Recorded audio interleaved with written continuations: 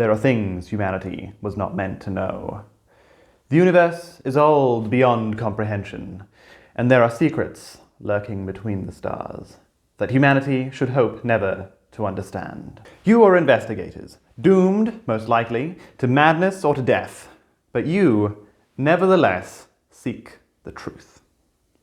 This is the premise of horror game Call of Cthulhu, and today I am going to tell you everything that you need to know about it. What's it about? Who is it for? And what are its pros and cons? How can you start playing today? All that and more right now. Call of Cthulhu is a horror role-playing game based on the works of H.P. Lovecraft. The default setting is the 1920s, but there are other settings available for those interested. In Call of Cthulhu, your players will play investigators investigating paranormal mysteries. The game centers on the slow reveal of facts surrounding a perilous mystery as your players get closer to the truth.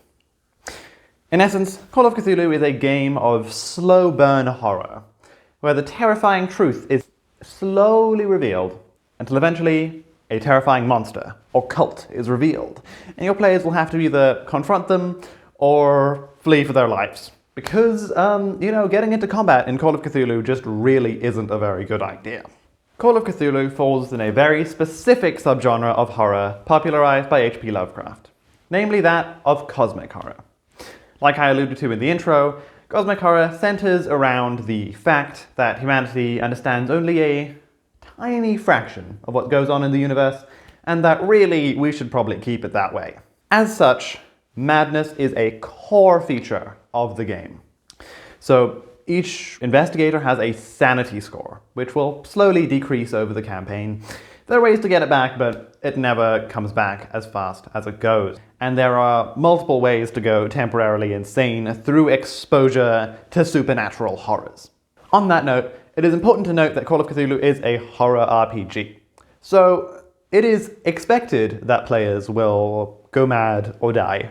And over a campaign, players will most likely each cycle through multiple investigators, because Call of Cthulhu combat is very lethal. Now, this is, I think, a strength for Call of Cthulhu, but it's really something that you should check in with your players with beforehand, because a player who comes with 20 pages of backstory and an expectation of a grand, heroic narrative may find themselves disappointed when they are eaten by a tentacle monster in the first session. Speaking of the mechanics, I really like the mechanics of Call of Cthulhu. So this is a Call of Cthulhu character sheet, and as you can see, it looks quite complicated, but in actuality, it's very simple. Everything that the character can do has a skill rating from 1 to 100. In order to achieve a regular success, the character needs to roll below this number. In order to achieve a hard success, which is for more difficult tasks, they need to roll below half of this number. In order for them to achieve an extreme success, which is for very difficult tasks, they will need to roll below a fifth of this number. The levels of success also become important in contested roles, like in combat. And that's almost everything on this sheet. Yeah, that's right, there's no complicated proficiency bonus or any of the things that make Dungeons & Dragons kind of hard to learn for new players. This is part of the reason why I love introducing Call of Cthulhu to people, because usually they can pick it up pretty quickly. That isn't to say that Call of Cthulhu doesn't have depth for those interested. In the Keeper's Handbook, for example, which is their version of the Dungeon Master's Guide, you can find all sorts of different things. There's spells, there's hundreds of monsters, which are really well illustrated. I like these. To my mind, Call of Cthulhu has just enough mechanics to really do what it needs to do.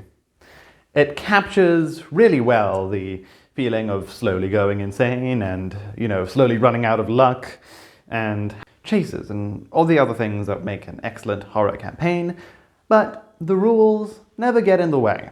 So, let's say you're interested in getting started. How can you go about doing so? There are a few different options. The first one is the Quickstart, which contains 4 pre-generated characters and a really fun starter adventure called The Haunting. I have run The Haunting twice, and both times my players really loved it, and I had a great time running it. The great news is that this is totally free, and it's a great one-shot to just try out the system, see what you think about it. Additionally, being one of the most popular RPGs in the world, there is no shortage of actual plays. Personally, I really enjoyed the Call of Cthulhu one-shot over on Critical Role called Shadow of the Crystal Palace. Those interested in a more comprehensive, long-term experience can check out the Call of Cthulhu starter set. That contains just dice, a solo adventure, pre-generated character sheets, and a whole collection of short adventures. Links to everything that I recommend today will be linked in the description below. If you enjoyed this video, feel free to like, subscribe, or check out my next one over here. Happy investigating and good luck surviving against the horrors of the Cthulhu mythos.